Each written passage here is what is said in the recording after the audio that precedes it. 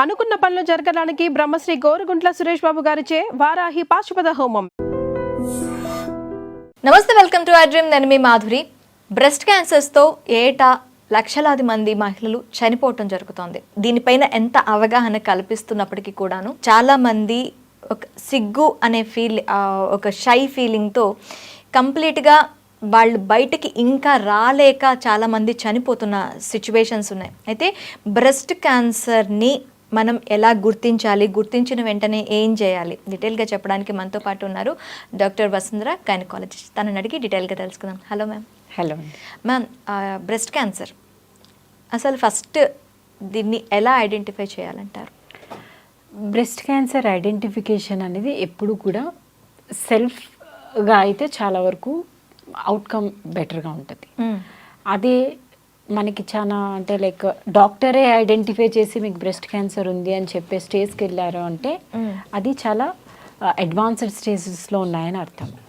So ఇక్కడ self identification of the breast cancer అంటే ఏంటి? మనం ఎవ్రీ మంత్ కూడా మన మెన్స్ట్రుయేషన్ టైం అప్పుడు, ప్రీ మెన్స్ట్రువల్ టైం అప్పుడు ఒక టైం పెట్టుకోవాలి. ఆ టైం పెట్టుకొని ఎవ్రీ మంత్ ఆ పర్టికులర్ డేస్లో బ్రెస్ట్ సెల్ఫ్ ఎగ్జామినేషన్ అని అంటారు.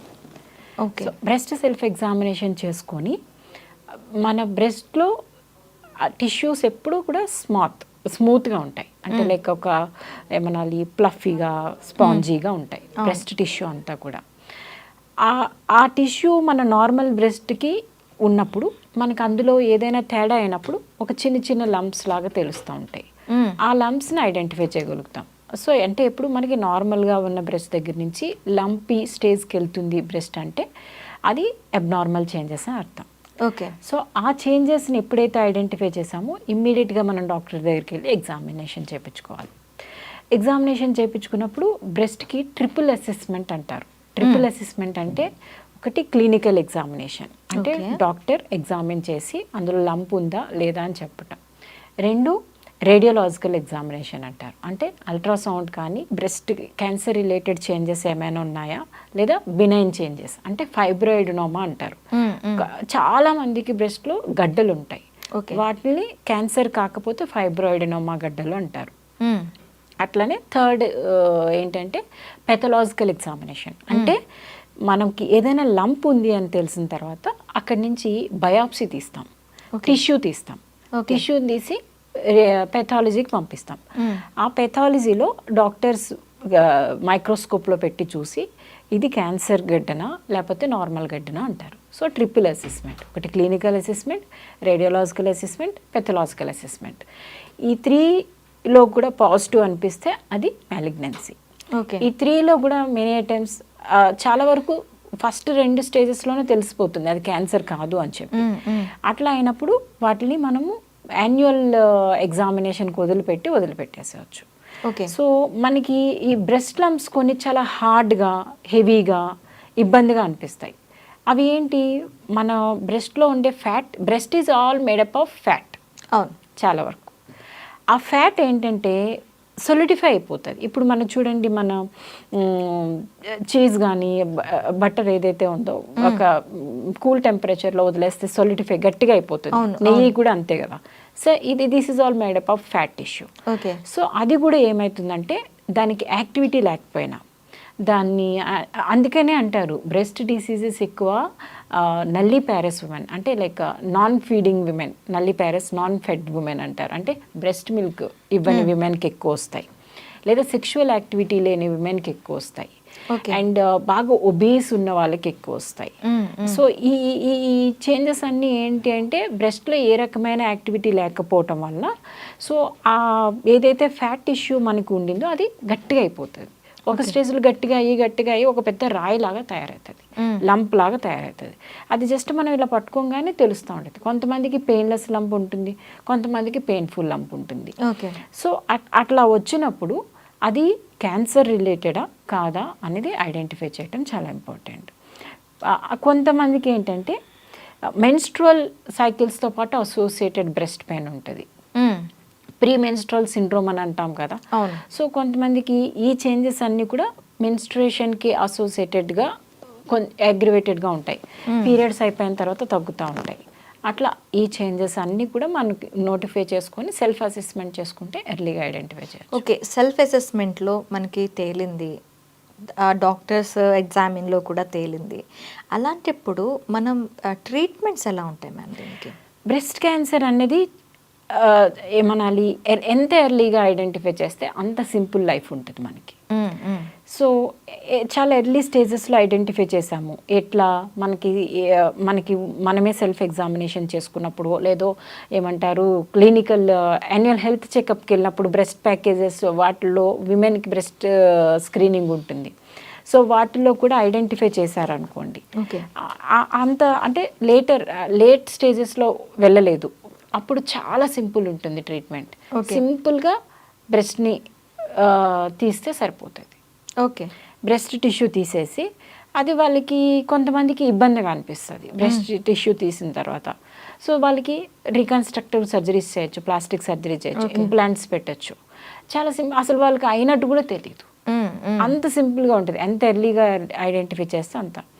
కానీ ఒక స్టేజ్లో ఐడెంటిఫికేషన్ ఎట్లా అయిపోతుందంటే, మా వరకు చాలా ఎడ్యుకేటెడ్ విమెన్ కూడా మేము చూస్తూ ఉంటాం కదా, ఇంకా బ్రెస్ట్ ఇంకా కంప్లీట్గా ప్లాస్టర్ అయిపోయి ఈ బ్రెస్ట్ కదలదు ఇంకా, అంత అయ్యేంత వరకు వాళ్ళు ఐడెంటిఫై కూడా చేసుకోరు.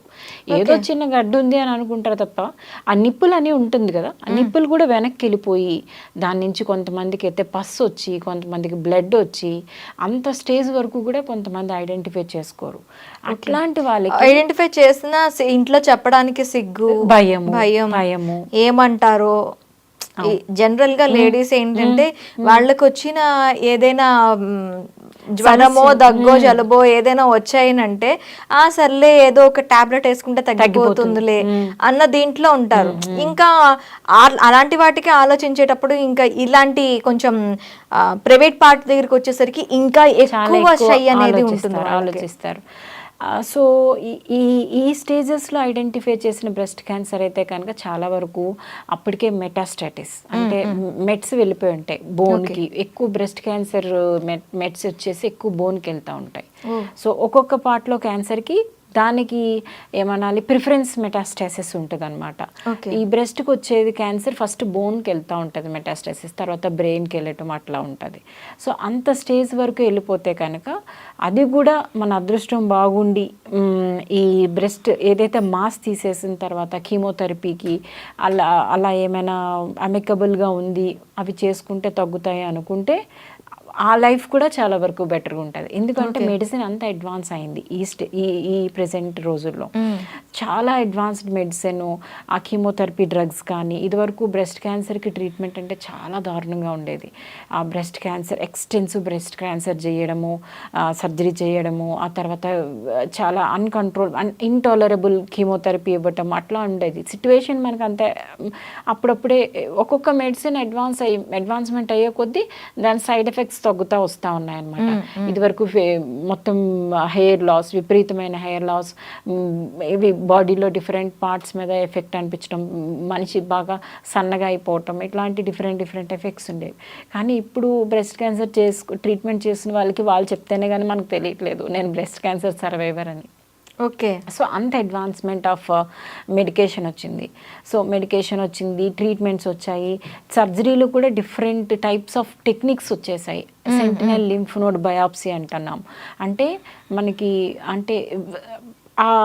ఎంతవరకు అయితే డిసీజ్ ఉందో అంతవరకే కట్ చేస్తే సరిపోతుందా, లేకపోతే ఇంకే పార్ట్ వరకు ఎక్స్టెండ్ చేయాలి సర్జరీ, అలాంటి ఐడెంటిఫికేషన్స్ అనేవి మళ్ళీ రిజల్ట్ 10 రోజుల తర్వాత 15 రోజుల తర్వాత వచ్చాక మళ్ళీ రీసర్జరీ చేసేదానికన్నా అప్పుడు చేస్తున్నప్పుడే ఎంత అడ్వాన్స్డ్గా సర్జరీ వెళ్ళాలి అంత ఐడెంటిఫికేషన్ అనేది వచ్చేసింది ఈ మధ్యకాలంలో బ్రెస్ట్ క్యాన్సర్ గురించి. అంటే ఓన్లీ సర్జరీ అనా మ్యామ్? మనకి క్యాన్సర్ అనగానే కీమో, తర్వాత రేడియేషన్, ఇలాంటివన్నీ కూడా ఉంటాయి కదా. ఎప్పుడు కూడా కీమో రేడియేషన్ ఎప్పుడు అది లోకల్గా యాక్ట్ చేయదు. మనం ఎంత ఇచ్చినా కానీ మొత్తం బాడీలో ఎఫెక్ట్ ఉంటుంది. కానీ బ్రెస్ట్ క్యాన్సర్లో ఏంటి అంటే మనకి ఆ క్యాన్సర్ బ్రెస్ట్లో ఉంది కాబట్టి డిసీజ్ లోడ్ ఎంత తీసేస్తే అంత రికవరీ బాగుంటుంది అనమాట. ఓకే. సో ఆ లోడ్ తీసేస్తే పక్కనున్న ఆర్గాన్స్కి స్ప్రెడ్ కావటం చాలా తక్కువ ఉంటుంది. ఓకే. ఈ కీమో కానీ రేడియో కానీ ఎప్పుడు ఇస్తాము, మనకి తెలియకుండా బాడీలో మిగిలిన పార్ట్స్కి స్ప్రెడ్ అయితే ఆ స్ప్రెడ్ అయిన వాటిని కూడా కిల్ చేస్తే అక్కడ క్యాన్సర్ మళ్ళీ డెవలప్ కాకుండా ఉంటుంది అన్న ఉద్దేశంతో కీమోథెరపీ కానీ రేడియోథెరపీ కానీ ఇస్తాము. సో మనకి డిసీజే లోకలైజ్డ్గా ఉంది, పక్కకి ఎక్కడికి స్ప్రెడ్ కాలేదంటే ఇంకా బ్లెస్డ్ కదా మనం. అవును. సో ఇంకా ట్రీట్మెంట్స్ కాకుండా వీళ్ళకంటే ట్రీట్మెంట్స్ తర్వాత కూడాను కొంతమందికి బాగా మళ్ళీ వచ్చే ఛాన్సెస్ కూడా రికరెన్స్ అంటారు. సో దీనికి ఎలాంటి ట్రీట్మెంట్స్ ఉంటాయి మళ్ళీ రాకుండా ఉండటానికి? కానీ ఒకవేళ మళ్ళీ వస్తే ఎలాంటి ట్రీట్మెంట్స్ ఉంటాయి? సేమ్ మళ్ళీ ఆపరేషన్ ఇలాంటివన్నీ చూసుకోవాల్సి ఉంటుందా? బ్రెస్ట్ క్యాన్సర్లో చాలా వరకు రికరెన్స్ ఎప్పుడవుతుంది అంటే మనకు తెలియకుండానే క్యాన్సర్ సెల్స్ బాడీలో పక్కన పార్ట్స్కి స్ప్రెడ్ అయ్యి అది మనం ఐడెంటిఫై చేయలేకపోయి కీమోథెరపీ కానీ రేడియోథెరపీ కానీ ప్రాపర్గా అవ్వకపోతే రికరెన్స్ వచ్చే ఛాన్స్ ఉంటుంది. కొన్ని సిట్యువేషన్స్లో రేరెస్ట్ ఆఫ్ ద అది ఏమనాలి పూర్లీ డిఫరెన్షియేటెడ్ బ్రెస్ట్ క్యాన్సర్స్ అంటారు. అంటే ఇది అర్థం కాని క్యాన్సర్ అనమాట. ఇది ఈ టైప్ ఆఫ్ క్యాన్సర్ అంటే ఈ టైప్ ఆఫ్ మెడిసిన్ ఇవ్వాలని ఉంటుంది, ఇంకొక టైప్ ఆఫ్ క్యాన్సర్ అంటే ఇంకొక టైప్ ఆఫ్ మెడిసిన్ ఇవ్వాలని. కొన్ని పూర్లీ డిఫరెన్షియేటెడ్, అవి ఏ కేటగిరీకి చెందవు, వాటికి ఏ టైప్ ఆఫ్ మెడిసిన్ ఇవ్వాలన్నది కూడా కొంచెం కన్ఫ్యూజన్గానే ఉంటుంది. ఓకే. సో అట్లాంటి స్టేజెస్లో అవి ఎటు ట్రావెల్ చేస్తాయన్నది కూడా చాలా ఇబ్బంది. సో నేను చెప్పినట్టుగా ప్రిడిస్పోజిషన్ ఉంటుంది ఒక్కొక్క ఆర్గాన్కి ఒక్కొక్క స్ట్రక్చర్. ఇప్పుడు నేను బ్రెస్ట్ క్యాన్సర్కి ఎక్కువ బోన్స్ ప్రిడిస్పోజిషన్ ఉంటుంది. అట్లాగా బోన్స్కి వెళ్ళకుండా కొన్ని ఏంటి అడ్డదిడ్డంగా లంగ్స్కో లివర్కో ఇంకా స్ట్రక్చర్స్కో పక్కన ఉన్న స్ట్రక్చర్స్కో వెళ్ళింది అనుకోండి, డైరెక్ట్గా ఆల్ టుగెదర్ బ్రెయిన్కో వెళ్ళింది అనుకోండి. అట్లాంటప్పుడు మనం స్ట్రైట్ హెడ్ చాలా కాంప్లికేటెడ్ మెడిసిన్ బ్రెయిన్కి ఇచ్చేయలేం. అవును. సో చాలా ఆలోచించి బ్రెయిన్స్ లో ఉన్న పక్కన ఉన్న స్ట్రక్చర్స్ డ్యామేజ్ కాకుండా చూసుకోవాలి.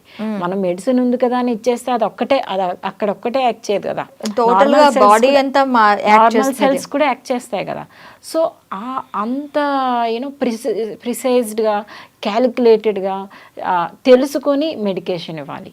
సో అట్లాంటి సిట్యువేషన్ అంత రికరెన్స్ ఇలాంటి సిట్యువేషన్స్లోనే రికరెన్సెస్ ఎక్కువ వచ్చే ఛాన్స్ ఉంటుంది. మనం ప్రాపర్గా ట్రీట్ చేయలేకపోతే రికరెన్స్ ఎక్కువ వస్తుంది. కానీ మంచిగా ఎర్లీగా డయాగ్నోస్ చేసి తొందరగా సర్జరీ చేయించుకొని దానికి అవసరమైతే క్యాన్సర్ కానీ అదే కీమోథెరపీ కానీ మిగిలిన థెరపీస్ ఏమైతే ఉన్నాయో చేయించుకుంటే రికరెన్స్ రేట్ చాలా తక్కువ. ఓకే. ఇంకా బ్రెస్ట్ క్యాన్సర్స్ని మనం ఇంట్లోనే ఎట్లా మనం చేసుకోవాలి అంటారు ఐడెంటిఫై?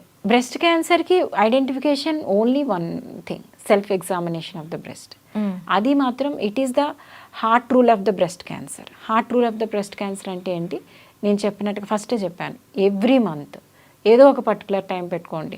ఎక్కువ చాలామంది మేము అవేర్ చేసేది ఎట్లా అంటే మీ మెన్స్ట్రుయేషన్ టైం అప్పుడు చూసుకోండి. మెన్స్ట్రువల్ టైం అప్పుడు విమెన్ ఎప్పుడు కూడా వాళ్ళ ఓవరాల్ హెల్త్ ఎప్పుడు కాన్సన్ట్రేట్ చేస్తారు. సో వాళ్ళ జెనిటల్ క్లీనినెస్ చూసుకుంటారు. At the same time self examination breast అప్పుడు మర్చిపోతే ఈ మంత్ మెన్స్ట్రుయేషన్ వచ్చినప్పుడు మన బ్రెస్ట్ ఎగ్జామిన్ చేసుకుంటే మళ్ళీ నెక్స్ట్ మంత్ మెన్స్ట్రుయేషన్ వచ్చినప్పుడు బ్రెస్ట్ ఎగ్జామినేషన్ డెఫినెట్గా చేసుకోవాలి. మన చక్కగా పడుకొని చేసుకోవచ్చు, నిల్చొని చేసుకోవచ్చు అండ్ కూర్చొని చేసుకోవచ్చు.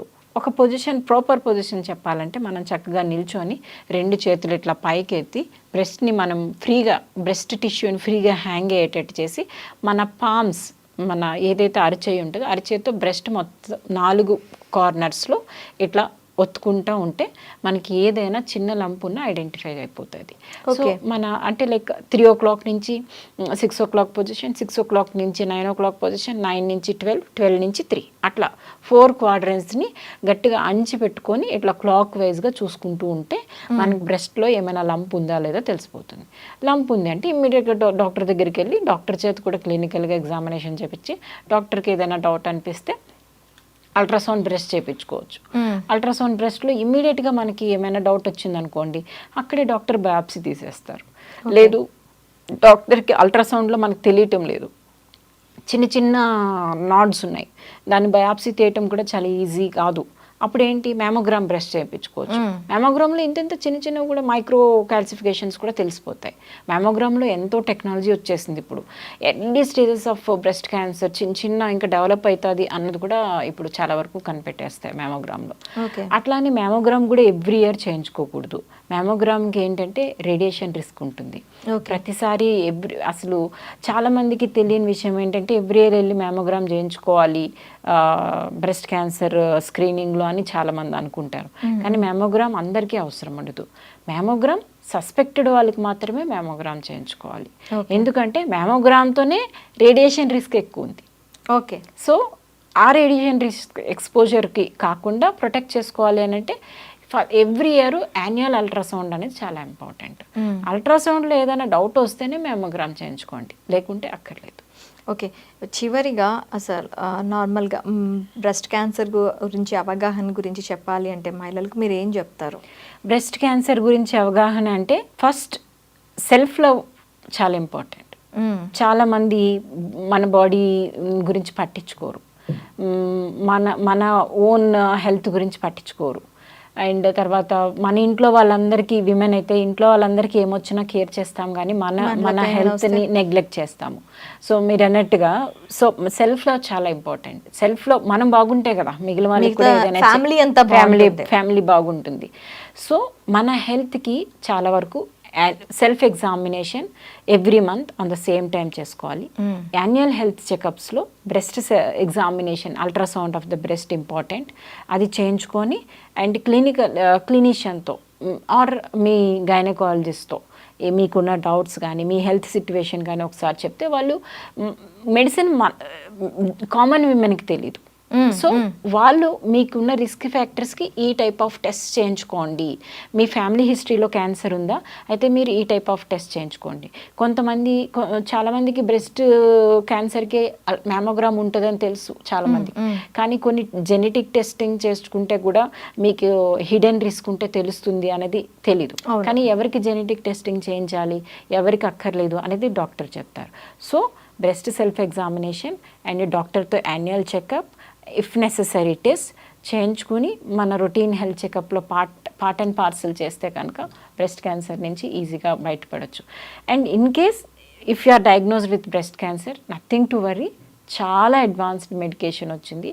If you strictly adhere to the treatment, survival కూడా అంతే ఈజీ ఉంటుంది. మ్యామ్ ఇంకో డౌట్ నాకు, నార్మల్గా మదర్కి బోన్ క్యాన్సర్ ఉంది, లేదు అంటే సర్వైకల్ క్యాన్సర్ ఉంది, ఏదో ఒక పార్ట్లో మదర్కి కానీ ఫాదర్కి కానీ క్యాన్సర్ అటాక్ అయింది.